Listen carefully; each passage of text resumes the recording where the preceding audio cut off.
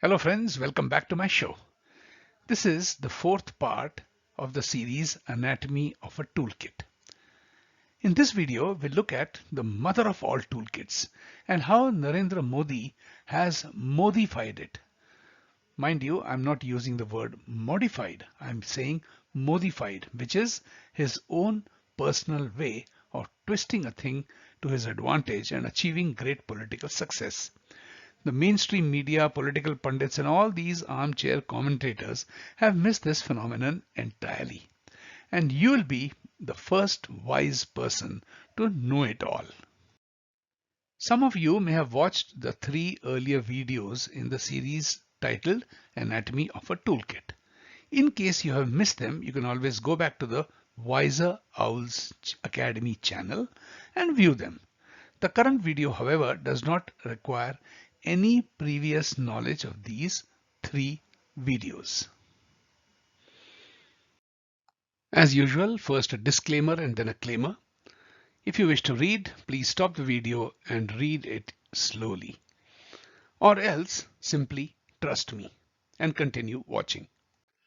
First, let me tell you what I mean by the mother of all toolkits. The mother of all toolkits is the book called The Rules for Radicals, which was first published in 1971. The author of this book was Saul Alinsky, and this book is the Bible for all the activists around the world, regardless of whether they are leftists, whether they are LGBT, Antifa, call them by any name, and they all follow the mother of all toolkits. However, the first book which Alinsky wrote was the Rivali for Radicals. The word Rivali may be new to you as it was to me. And what it means is, it is the bugle or the drum to wake personnel of the armed forces. So he considered this book to be a wake-up call for all rebels across the world. The idea of rebellion was central, and we will see how he formed his ideas. Alinsky's ideas were a summary of the lessons that were learnt in Western history. And that is how he adapted and honed these skills and used them practically with great success, improving them over the course of time. There are 13 rules for radicals, and we shall see how they have been modified. To understand Alinsky, we must understand every agitation, every civil war that inspired him or which taught him some lessons. For example, the English Civil War, which was a war between the royalists or the king's men and the parliamentarians who were peasant folk who were wanting representation in governance through the parliament. Or the French Revolution, which was a similar rebellion against the crown. The same applied to the Bolshevik Revolution against the Tsar. In addition to studying all the civil wars, he also studied very deeply books such as these: The Communist Manifesto by Karl Marx, speeches of Che Guevara, and of course Lenin and his writings. But we must remember one thing, that these books are about philosophy. They are not a nuts and bolts instruction manual for rebellion. The mother of all toolkits, by contrast, is The Rules for Radicals, and this is a step-by-step guide for the rebel. You don't need to have a philosophy. All you need to do is follow the instructions, just like a recipe. What can we say about the Indian struggle for independence? Although there was an armed struggle, it was by and large a non-armed struggle. One leader who stands out in the Indian struggle for independence is, of course, Gandhi. And his approach was also based on a toolkit.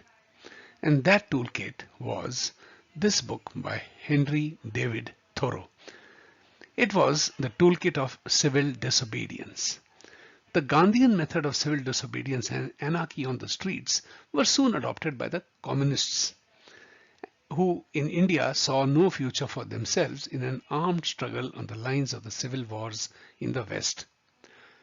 Also, the communists had very low hope of selling their leftist ideology in India, which was a very strong traditional civilizational nation. Indeed, some communists like the Naxals are still stuck in the Leninist model, but by and large, the left has embraced the comfort of the Gandhian approach of anarchy, as they know it is a far better path than taking the path of responsibility of governance. What we have seen so far are civil wars and philosophies and toolkits which were directed against the state. In all these cases, the state or the crown was the enemy. This has been a recurrent theme in Western history until today. However, we shall see how these can be modified and used by a person in governance. Have you ever heard of the state using the toolkit of the radicals? It can be used for effective governance, and we shall see how. But first, let us take a look at the 13 rules which were spelt out by Saul Alinsky. To the best of my knowledge, the only person in power or in governance who used Saul Alinsky's book of the rules for radicals is the one and only Narendra Modi. All those who called him names such as Maut ka Saudagar, a fascist, a dictator, have bitten the dust. How did he do that? And how did he survive the Gujarat riot toolkit which was directed against him? Any other person would have bitten dust and ended up as a failure. But Narendra Modi seems to have only risen from those ashes, getting better and better every day.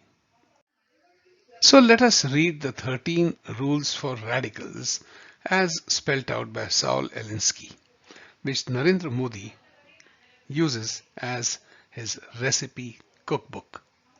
So friends, let us begin with Saul Alinsky's rules. Rule number 1. Power is not only what you have, but what the enemy thinks you have. Modi's power is the people. The opponents think it is state power, police, law enforcement, ideology. Modi will not use any of these. He uses people as the motive force or his power. Alinsky says that there are two sources of power. One is money and the other is people. By modifying these rules, Narendra Modi has actually used one to feed the other, and we shall see how. Alinsky's rule number 2. Never go outside the experience of your people. Modi follows rule number 2 quite literally. He speaks the language of the common man. He doesn't talk in terms of some political philosophy or ideology, nor does he rattle off any GDP numbers. He leaves that to his ministers when they are feeding the media with those kind of stuff. What he does is he keeps it simple. He provides gas, electricity, water, and a toilet in every home. And the latest trick in his bag is the e-rupee scheme, which is actually giving out coupons in a digital form, a kind of a prepaid voucher to redeem certain specific benefits. Alinsky's rule number 3, wherever possible, go outside of the experience of your opponent. Modi applied rule number 3 very effectively during the anti-farm law protests. In fact, some say the protests are still on. It's been more than a year that these protests have been there. As you must have seen, there is a very low degree of identification on the part of the general population with the so-called farm protests. And why is that so? Because these protests are taking place in Delhi. Show me one single person who earns a living as a farmer in the capital of India. By holding these agitations in Delhi, they only get media attention, but they hardly muster the support of the common man, who generally becomes very irritated with the disruptions that follow after these protests. Rule number 4. Make the enemy live up to their own book of rules. As all of you know, the favorite tool of the liberal radicals is by filing public interest litigations in the Supreme Court. And let us see how rule number 4 has been modified to his own advantage.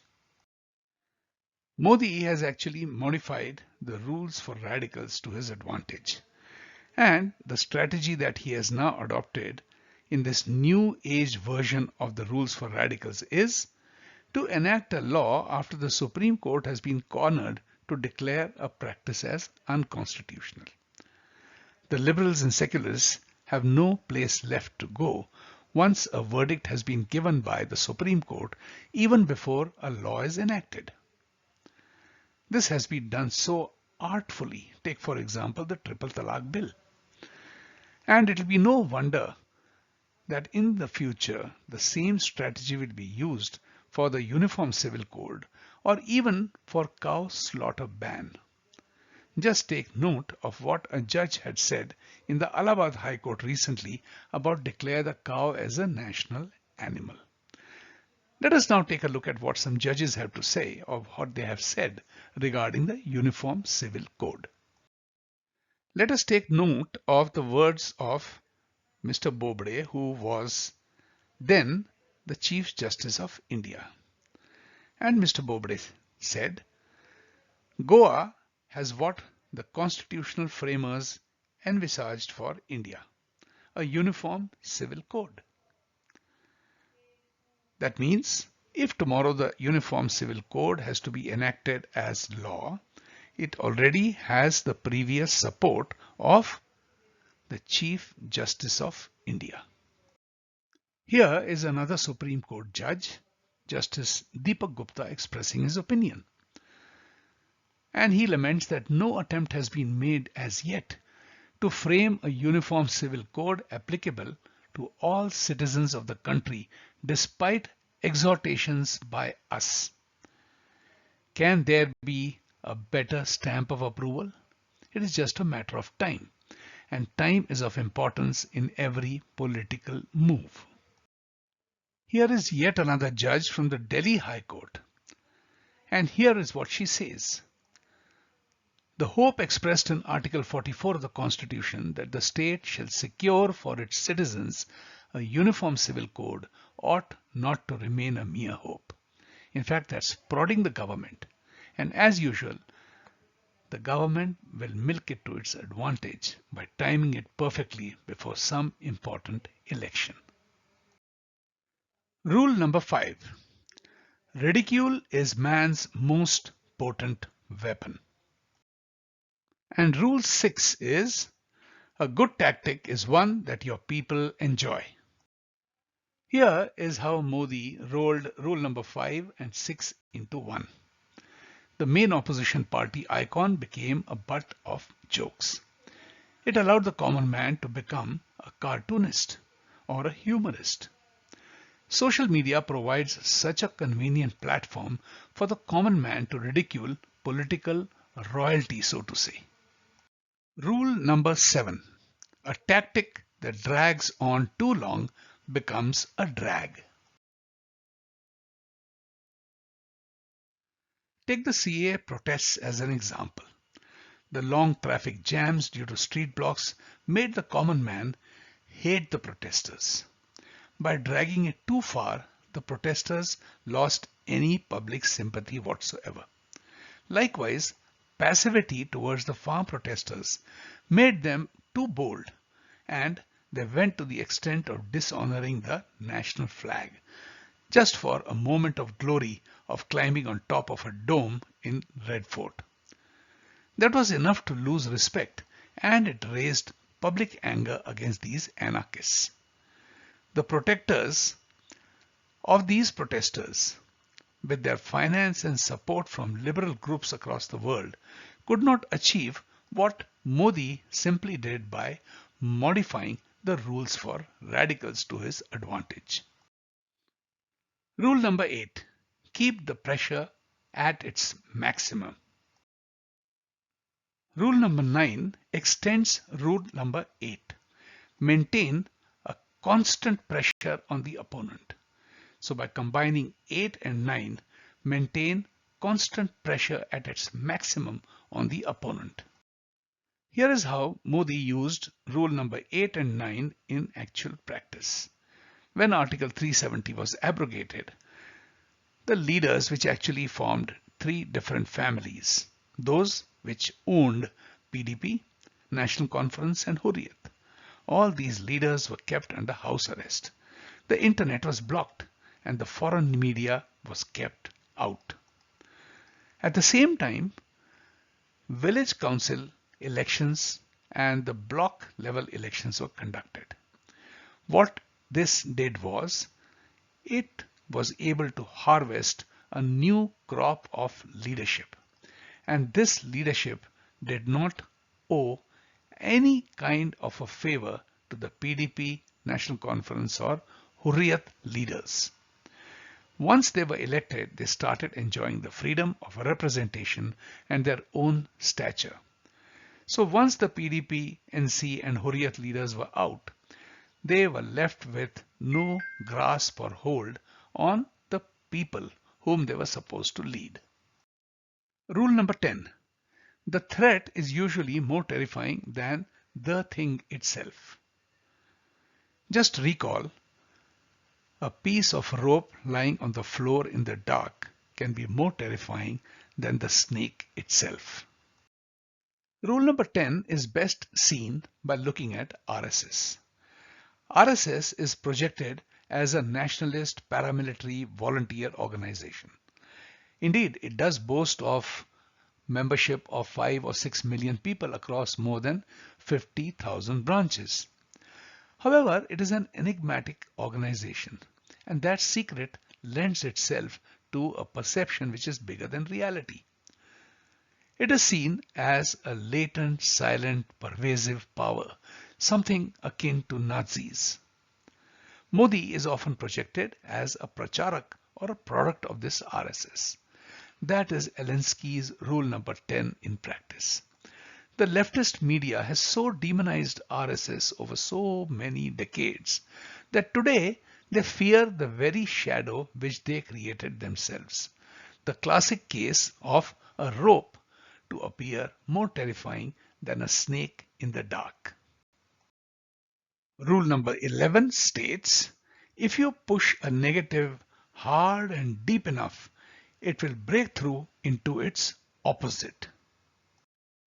Modi was able to use rule number 11 to his advantage simply because the opposition played into his hands. By constantly referring to Modi as a chaiwala or as a chowkidar or as a neech kisam ka aadmi or ridiculing his Hindi speaking accent in English, he actually was able to win the hearts of the people and portrayed him as the champion of the underdog. So whether it was the COVID crisis or demonetization, he came across as the common man who was fighting against a political royalty which had been lording itself over the Indian subcontinent for the past 70 years. That is how one can change a negative into a positive once you drive it deep enough. That's rule number 11. Rule number 12. The price of a successful attack is a constructive alternative. Instead of rhetoric or promises, Modi started delivering in the present tense. He started giving a viable alternative to the real problems that people are facing. It started with individual bank accounts.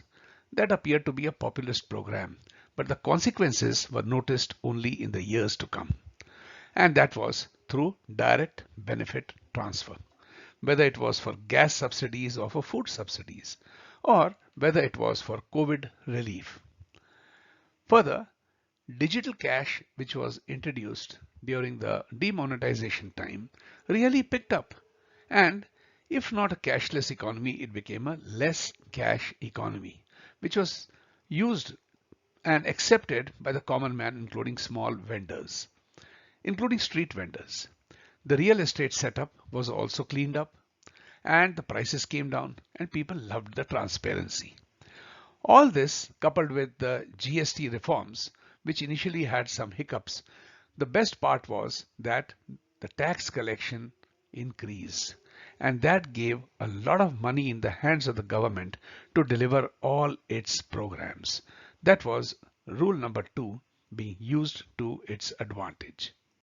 Rule 13, and this is the last rule in Saul Alinsky's book, which is the Bible for radicals. And it says, pick the target, freeze it, personalize it, and polarize it. Mark every single word. Pick the target, freeze it, personalize it, and polarize it. And you will find that each of these has been used to its advantage.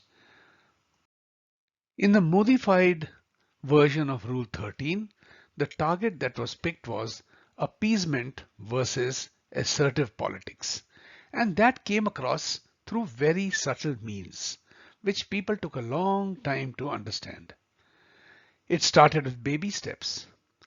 Although the target was Ram Mandir, it was pushed into the Supreme Court so that it would not attract any litigation after legislation, which had become the norm in the country. Introducing International Yoga Day right after he became the Prime Minister.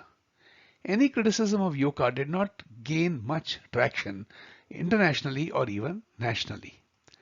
The next was abrogation of Articles 370 and 35A. That was real assertive politics. And mind you, this abrogation was coupled with putting these political royalty and families out of the picture for a long period of time and conducting the local body, village council and block council elections and harvesting a new crop of leaders who enjoyed the power that they had just won and did not want to go back into the hands of these ruling families. The Triple Talaq Amendment too was just a signal that the days of appeasement politics is over and assertive politics is gaining traction. Once again, the Triple Talaq came after the pronouncements of Supreme Court exhorting previous governments to bring about a legislation to that effect. Now, the recent events in our neighboring countries like Afghanistan, the Taliban is only helping to complete the demonic image. So just go back to reading rule number 13 and see that each one of its ingredients has been used to advantage by none other than Mr. Modi by modifying it. So friends, that brings us to the end of this video, and here is a brief summary. We talked about the 13 rules for radicals, which were enunciated by Saul Alinsky. We also saw how Modi has actually modified them or adapted them to his advantage. We saw that never in history before were these rules used by the state. Alinsky had actually thought that this would be a guidebook for working against the state, never to be used by the state. And that is what modification is all about. That has actually left all the radicals absolutely clueless. But isn't that how history is made? So friends, thank you very much for your support and for your attention. I trust you enjoyed the video and that you will take up reading Alinsky's Rules for Radicals and also follow politics in new light.